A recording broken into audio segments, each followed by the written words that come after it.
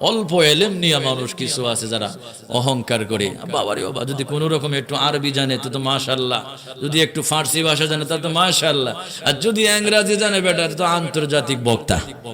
কথা বলেন ঠিক না বেঠিক? আমার ভাষা নেগলেক্ট করছি না, এটা যার যার একটা অভিজ্ঞতা। ভাষা শিখুন, কিন্তু ভাষা শিখলে আপনি বড় আলেম না। আলেম হওয়ার জন্য মানদণ্ড হলো কোরআন হাদিসের ইলম। কথা বলেন ঠিক না বেঠিক? আমেরিকার সুইফারও ইংরেজি জানে, কথা বলেন, তার ভাষা মাতৃভাষা জানবে।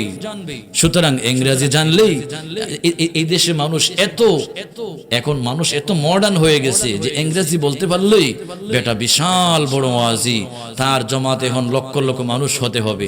আর তারাও এত বেঈমান, যেখানে মানুষ ৩৬,০০০ মানুষ জমায়েত করার মতো ফ্যান্ডেড ভাঙলো, ওখানে না মানুষ দাঁড়াইয়া উকি টুকি দিয়ে কোন রকম লক্ষাধিক মানুষ দাঁড়াইতে পারবে, বসতে পারবে। এখন তারা বলছে ওখানে ১৫ লক্ষ মানুষ হয়েছিল। নাউযুবিল্লাহি মিন যালিক। এই যে বেঈমানি আলাপ, এই যে মিথ্যা কথা, লানাতুল্লাহি আলাল কাযিবিন, আল্লাহ বলছেন মিথ্যুকদের উপর আল্লাহ লানত। ১৫ লক্ষ মানুষ বাড়ির দ্বারে কথা, ১০০,০০০ ১ লক্ষ মানুষ, ১৫ লক্ষ মানুষ, কি যে মানুষ, যা মন চায় তাই কথা বলে। নাউযুবিল্লাহি মিন যালিক। এই যে মিথ্যা বানোয়ার ছড়ানোর মতো কিছু আলেম উলামা আছে, এদের কাছ থেকে, এদের বয়ান থেকে ইমানটা হেফাজত রাখবেন। কবরে, হাসরে, মিজানে এইসব আলেম আপনার সাথী হবে না, সাথী হবে একমাত্র রাসূল। কথা বলেন ঠিক না বেটি? এই হাদিসটা বলে আপনাদের কাছ থেকে বিদায় নিব। বুখারী শরীফে কিতাবুল জানায়েজ এই হাদিস কানে এসেছে, মানুষকে যখন কবরের মধ্যে রাখা হবে, মান রাব্বুকা মান দীনুকা মান হাযার রাজুল, 3টা প্রশ্ন করা হবে। আমার ভাইরা, কয়টা করা হবে? 3টা প্রশ্ন করা হবে। মান রাব্বুকা, তোমার রবকে। যদি আল্লাহর সাথে শিরিক না করেন তাহলে আপনার জবান দিয়ে বের হয়ে যাবে রব্বি আল্লাহ, রব্বি আল্লাহ, রব্বি আল্লাহ। 2 নম্বর প্রশ্ন করবে মান দীনুকা, তোমার ধর্ম কি ছিল? যদি ইসলামের বিধি বিধান যদি মেনে চলেন, জবান দিয়ে বের হয়ে যাবে মা দীনিয়াল ইসলাম, আমার ধর্ম ছিল ইসলাম। এবার 3 নম্বর প্রশ্ন করবে মান হাদার রাজুল, এই ব্যক্তিকে। এই 3 নম্বর প্রশ্ন করার আগে মুনকার নাকির ফেরেশতা বান্দার ঘাটটা ঘুরাইয়া ডান দিকে বলবে, আল্লাহর বান্দা তুমি একটু ডান দিকে দেখো কি দেখা যায়। আল্লাহু আকবার। রে আল্লাহর বান্দা, রে আল্লাহর বান্দা, ডান দিকে তাকাও, দেখো না কি দেখা যায়। আল্লাহর বান্দা ডান দিকে তাকায়া দেখবে জান্নাতের হুর গিলমান, অসংখ্য নিয়ামত দেখা যাচ্ছে। বাম দিকে তাকায়া দেখবে জাহান্নাম, বাম দিকে দেখবে জাহান্নামের দাও দাও আগুন দেখা যাচ্ছে। এই যখন দেখা যাচ্ছে তখন দেখবে যে আল্লাহর বান্দা বলবে, রে মুনকার নাকির ফেরেশতারা, এই জান্নাত কার জন্য, এই জাহান্নাম কার জন্য? এই জান্নাত কে পাবে, জাহান্নাম কে পাবে? মুনকার নাকির ডাক বলে, আল্লাহর বান্দা, যদি এই এখন যে প্রশ্ন করা হবে, এই প্রশ্নের জবাব যদি তুমি দিতে পারো তোমার জায়গা হয়ে যাবে জান্নাত, আর যদি প্রশ্নের জবাব না দিতে পারো তোমার জায়গা হয়ে যাবে জাহান্নাম। আল্লাহু আকবার। যখন রাসূলুল্লাহ তার যদি তাজিম না থাকে, মোহাব্বত না থাকে, জবান দিয়ে বের হয়ে যাবে লা আদরি, আমি চিনি না। আল্লাহ পাক বলবে মুনকার নাকি তার সাথে কথা নাই, তার কবরের সংযোগটা জাহান্নামের আগুনের সাথে লাগায়া দাও। আর যদি রাসূলুল্লাহকে চিনতে পারে, রাসূলুল্লাহর সাথে তার মোহাব্বত থাকে, তাজিম থাকে, ডাক দিয়ে বলবে হাযা নবিয়ুনা মুহাম্মাদুর রাসূলুল্লাহ সাল্লাল্লাহু আলাইহি ওয়াসাল্লাম। যখন এই প্রশ্নের জবাব দিবে আল্লাহ পাক বলবে মুনকার নাকির, আমার বান্দার কবর থেকে বের হয়ে যাও, আমার বান্দার কবরটা আর ডিস্টার্ব করার প্রয়োজন না, আমার রাসূলকে চিনতে পেরেছে, আমার বান্দার কবরটা ডান দিকে জান্নাতের সাথে একটা সংযোগ লাগায়া দাও। জোরে বলুন সুবহানাল্লাহ, আল্লাহু আকবার, আল্লাহু আকবার, আল্লাহু আকবার। আমরা রাসূলুল্লাহর তাজিম চাই কি চাই না? 2 হাত তুলে বলেন চাই কি চাই না? ভাইরা আমার, রাসূলুল্লাহর তাজিম যদি না থাকে, তোমার নামাজ, তোমার রোজা, তোমার হজ, তোমার যাকাত তোমার মুরাকাবা মুশাহাদা কোনো কিচ্ছুর দাম নাই। আরে নয় নয়, কিয়ামতের ময়দানে তুমি সামার সুমার ইতরের চেয়ে আরো নিকৃষ্ট থাকবে, তোমার ঈমানের দাম নাই। কথা বলেন ঠিক না বেড়ে?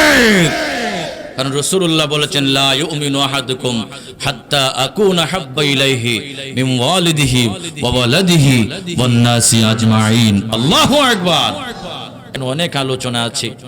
জান্নাতীরা বলবে আল্লাহ সব পাইলাম, সব দিনে আল্লাহ তোমাকে দেখলাম না। সুবহানাল্লাহ, তোমাকে দেখলাম না আল্লাহ, সারা জীবন না দেখে তোমার সেজদা দিলাম, তোমারে তো দেখলাম না আল্লাহ। আল্লাহ বলবে আমারে দেখতে চাস? ঠিক আছে। আল্লাহ জিবরাইলের মাধ্যমে জান্নাতি মানুষদের ঘুম লাগাইয়া দিবে। সকালবেলা তারা উঠে দেখবে তাদের দুইটা পাকা লেগে আছে। সুবহানাল্লাহ, কি লেগে আছে? পাকা লেগে আছে। আল্লাহ রাব্বুল আমিন তাদেরকে বলবে জান্নাতি বান্দারা তোমরা উড়াল দাও। জান্নাতি বান্দারা উড়াল দিতে থাকবে, দিতে দিতে দিতে সন্ধ্যা হয়ে যাবে, রাত হয়ে যাবে। আল্লাহ পাক বলবেন তোমরা ওখানে রেস্ট করো।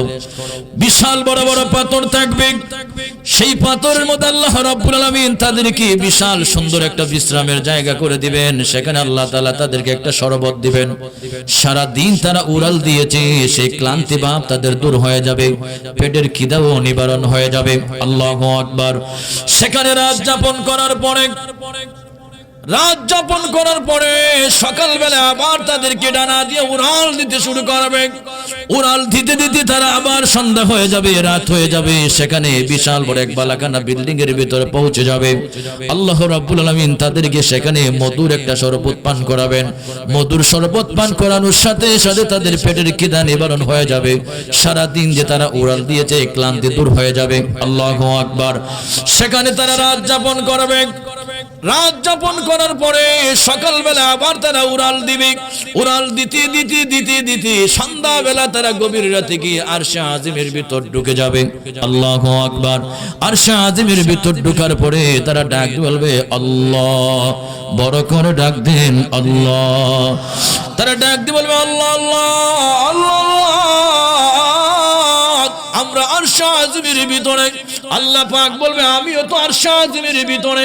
ওগো আল্লাহ, তুমি যদি আরশে আজিমের ভিতরে হও, আমরাও আরশে আজিমের ভিতরে, তাহলে তোমারে দেখি না কেন? আল্লাহ পাক বলবে বান্দারে, তোর মাঝে আমার মাঝে এখনো ৭০,০০০ নূরের পর্দা আছে বাকি। আল্লাহু আকবার। আল্লাহ পাক ডাক বলে রে বান্দা, তোর মাঝে আমার মাঝে এখনো ৭০,০০০ নূরের পর্দা রয়েছে। আল্লাহ পাক তুমি আমাদেরকে দেখা দাও, দেখা দাও। আয় আল্লাহ, জীবন ভর তোমাকে না দেখে সেজদা দিয়েছি আল্লাহ, তোমার হুকুম মান্য করেছি। যদি তোমারে না দেখি আমাদের জীবনের কোনো দাম নাই, শান্তি নাই। আল্লাহ পাক রহমতের দরিয়ায় জোশ পয়দা হয়ে যাবে। ৭০,০০০ নূরের পর্দা উঠাইয়া ডাক বান্দারে আয় আয়, তোদেরকে আজকে আমি আল্লাহ আল্লাহ দেখার স্বাদ মিটাইয়া দেই। জুড়ে বলুন সুবহানাল্লাহ। আল্লাহু আকবার, আল্লাহু আকবার। সুতরাং আমরা জান্নাতি হতে চাই কি চাই না? জান্নাতি হতে হলে নেক কাজ করতে হবে, সঠিক মতো নামাজ পড়তে হবে, ৫ ওয়াক্ত নামাজ পড়তে হবে, হালাল হারাম বেঁচে খেতে হবে, পিতামাতার খেদমত করতে হবে, একজন হক্কানি পীর মাশায়েখদের হাতে বায়াত হয়ে আপনার তরিকায় বন্দী হবেন। এটা আল্লাহর কোরআন। সুতরাং আমি কোন দরবারে হবেন, আপনি কোন দরবারে যাবেন সেটা আমি বলছি না। আপনার যেখানে ভালো মনে করে সেখানে যাবেন না হুজুর। যেখানে হক্কানি পীর মাশায়েখ মনে করেন, একজন হক্কানি পীর মাশায়েখের হাতে বায়াত হয়ে যাবেন। আহলুস সুন্নাত ওয়াল জামাতের পতাকার তুলে থাকবেন। বেঈমান কাজ্জাব যারা ইজতেমায় গিয়ে মারামারি করে, কাটাকাটি করে, যেখানে মানুষকে ফাঁস লাগাইয়া মারে, এমন দলের আশ্রয় নেবেন না। তাদের বয়ান থেকে হেফাজত থাকবেন। কারণ এরা ওই সম্ভবপুর মুর্শিদপুর থেকে গুরু চুরি করছে। তো নূরে বাংলায় এরার নাম দিছে এরা গুরু চোর। কি চোর? আমি কই না, নূরে বাংলায় বলছে গুরু চোর। এরা তো গুরু চুরি করছে, এটা জাতি দেখতে পারছে। সুতরাং এমন হক্কানি পীর মাশায়েখ হবে যারা আহলুস সুন্নাত ওয়াল জামাতের ব্যানার নিয়ে, পতাকা নিয়ে আল্লাহ এবং রাসূলের রেজামন্দিতে বায়াত করেন। এমন একজন হক্কানি পীর মাশায়েখদের হাতে বায়াত হয়ে ঈমান আমল মজবুত করুন, আল্লাহর জান্নাতে মেহমান হন। আমি কি আপনাকে সকলকে আল্লাহ তাআলা এই প্ল্যাটফর্মে থেকে জান্নাতবাসী হওয়ার মতো তৌফিক দান করুক বলি আমিন।